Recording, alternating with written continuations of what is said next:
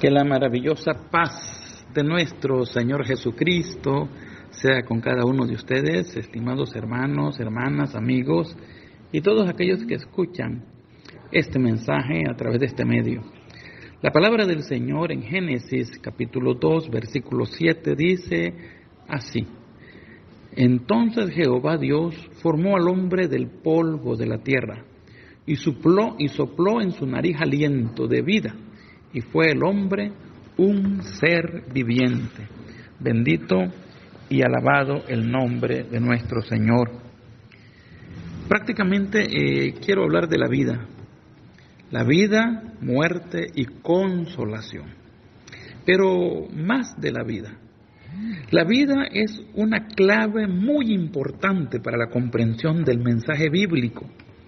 Ella se nos presenta desde las páginas iniciales de la Biblia, desde el Génesis, hasta el Apocalipsis. Es decir, la Biblia habla de la vida en todas partes. Jesús mismo dijo: yo he venido a dar vida y vida en abundancia.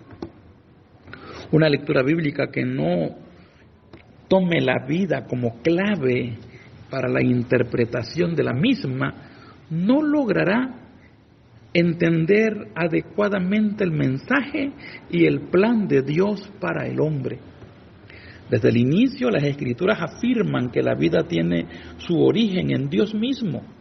Génesis 2:7, por ejemplo, el texto que hemos leído dice claramente que Dios formó al hombre del polvo de la tierra y sopló en su nariz aliento de vida, y fue el hombre un ser viviente.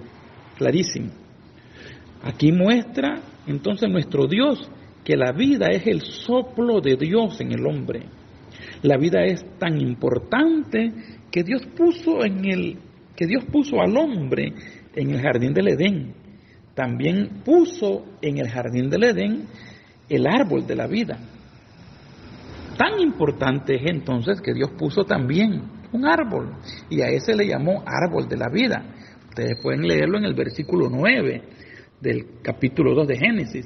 Y Jehová Dios hizo nacer de la tierra todo árbol delicioso a la vista y bueno para comer, también el árbol de vida en medio del huerto y el árbol de la ciencia del bien y del mal. Árbol de vida y el árbol de la ciencia del bien y del mal. Bendito y alabado el nombre de nuestro Dios. Ese árbol de la vida es del árbol del cual el hombre debía comer. Este origen divino de la vida también nos es presentado por el Evangelio de Juan, cuando dice que la vida estaba en el Verbo y que la vida era la luz de los hombres. Juan capítulo 1, versículo 4 y versículo 5. Usted puede leerlo todo, pero para que no le quede duda en su corazón, quiero leérselo literalmente el texto bíblico, porque aquí solamente decimos de la vida, pero el capítulo 1 del Evangelio de Juan, el versículo 4 y el versículo 5, literalmente dice así la palabra de nuestro Dios, honrando a nuestro Señor Jesucristo con la lectura de esta palabra. Dice así: en él estaba la vida, y la vida era la luz de los hombres. La luz en las tinieblas resplandece, y las tinieblas no prevalecieron contra ella. En él estaba la vida, y la vida era la luz. La vida no es, por tanto, algo humano en su origen, sino la acción del propio Dios en la existencia humana. La vida que Dios da al hombre no se la da en vano. La presencia del árbol de vida en el jardín, la delegación de poderes para disfrutar de la creación, la recomendación de no comer del árbol del conocimiento del bien y del mal, son evidencias claras de que Dios dio la vida al hombre con el objeto de que él permaneciera dentro del proyecto de vida. La permanencia del hombre en el proyecto de vida es gozar a plenitud el soplo divino en solidaridad fraterna. Juzgad conforme a la verdad, dice Zacarías 7, 9 y 10, y haced misericordia y piedad, cada cual con su hermano. No oprimáis a la viuda, al huérfano, al extranjero, ni al pobre, ni ninguno piense mal en su corazón contra su hermano.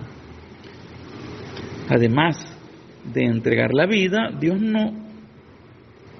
hace también del hombre su guardián cuando dice: creced y multiplicaos, Génesis 1:28, y más aún cuando en forma tajante ordena: no matarás, en Éxodo capítulo 20, versículo 13.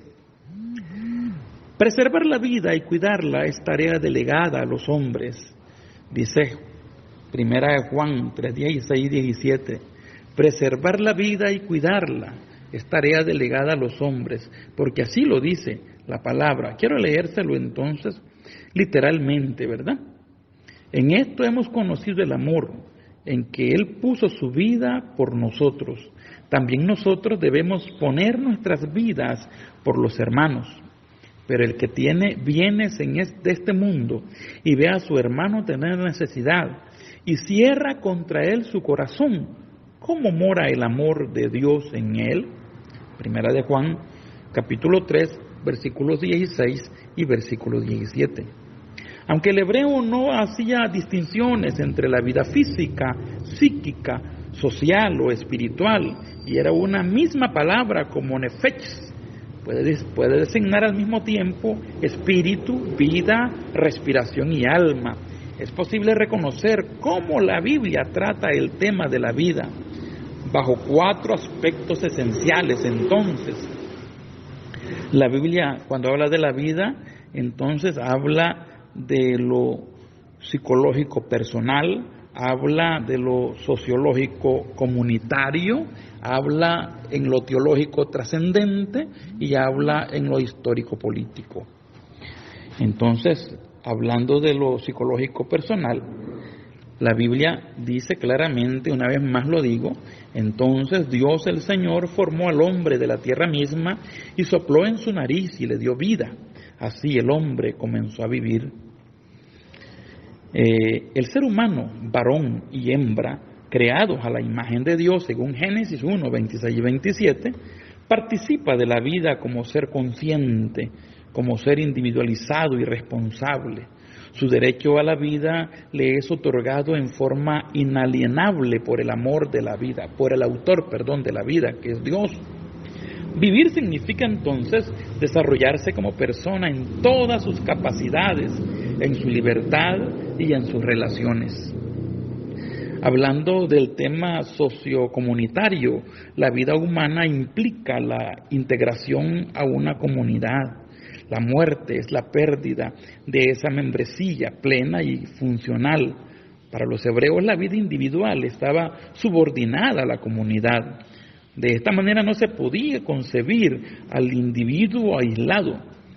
Esta comunidad es algo más que una organización social. Es un pueblo, es el pueblo de Dios. Tanto el pecado como las bendiciones tienen consecuencias colectivas y la sociedad se desintegra o se consolida. Si se peca, se desintegra. Si se ama la vida y se lucha por la vida, se consolida. Hablando del tema teológico trascendental, la vida es relacional. Incluye también la capacidad de una comunidad para establecer alianza con Dios. La vida es honrar y gozar de esa alianza. La muerte es la pérdida de esa relación. La vida es un don de Dios, una gracia que otorga en su plenitud a aquellos que la aman y obedecen. La felicidad y la prosperidad son bendiciones de Dios. En el Nuevo Testamento, pero hablando como histórico-político, la vida humana también se entiende en términos sociales, seculares, políticos y comunitarios. La muerte es la incapacidad para participar en tales relaciones. Los hebreos sostuvieron que la acción de Dios se realiza justamente en la historia humana. Por eso y vamos a decir un poco antes, que en el Nuevo Testamento el don del Espíritu Santo y el hecho de la resurrección de Jesucristo desarrollan el concepto de vida del Antiguo Testamento. En Pablo, la vida está determinada por el evento Cristo, la participación de la resurrección del Señor y la extensión de la vida del Señor resucitado por medio de su Espíritu Santo. El Espíritu es el que da vida, dice Juan capítulo 6, versículo 63. Y me gustaría leerlo para culminar aquí por este momento esta reflexión. Ya vamos con 10 minutos y 40 segundos, pero quiero leer solamente el versículo 63 del capítulo 6 de Juan. El Espíritu es el que da vida, la carne para nada aprovecha. Las palabras que yo os he hablado son espíritu y son vida.